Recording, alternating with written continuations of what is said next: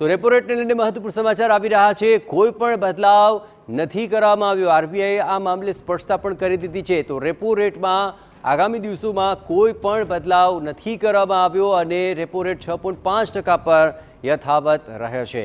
અને આ જ સમગ્ર મામલે આરબીઆઈએ પણ સ્પષ્ટતા કરી દીધી છે, એટલે કે હવે વ્યાજ દરોની અંદર કોઈ પણ ફેરફાર નહીં થઈ શકે અને તેને લઈને રેપો રેટની અંદર કોઈ પણ બદલાવ હાલ પૂરતો કરવામાં નથી આવ્યો। આપણે ખ્યાલ છે તે મુજબ રેપો રેટમાં અત્યારે 6.5 પર ચાલી રહ્યો છે। 6.5% જ આ રેપો રેટ યથાવત રહેશે, એટલે કે વ્યાજ દરની અંદર કોઈ પણ પ્રકારનો વધારો કરવામાં નથી આવ્યો। આગામી સમયની અંદર તેની સીધી અસર ચોક્કસપણે માર્કેટમાં જોવા મળશે।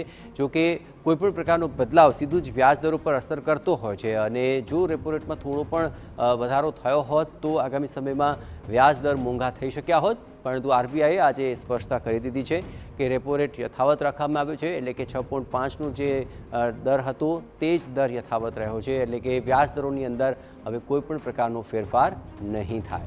તો એક મોટી રાહત વ્યાજદરોને લઈને સામે આવી છે। વ્યાજદરોની અંદર કોઈ પણ ફેરફાર કરવામાં નથી આવ્યો અને આરબીઆઈએ આ સમગ્ર મામલે સ્પષ્ટ કરી દીધું છે કે રેપો રેટ યથાવત રહેશે, 6.5% રહેશે, એટલે કે વ્યાજ દર પણ યથાવત રહેશે, તેમાં પણ કોઈ પણ પ્રકારનો વધારો નહીં।